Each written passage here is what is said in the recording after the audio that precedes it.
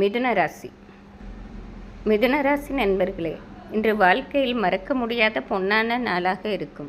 நீங்கள் காலையிலே நீங்கள் செய்யும் முயற்சிக்கு யாவும் பல ஆதரவுகளும் பாராட்டும் கிடைக்கப் பெறுவதால் ஒரு தன்னம்பிக்கையுடன் இன்றைய வேலைகளை செய்து முடிப்பீர்கள்.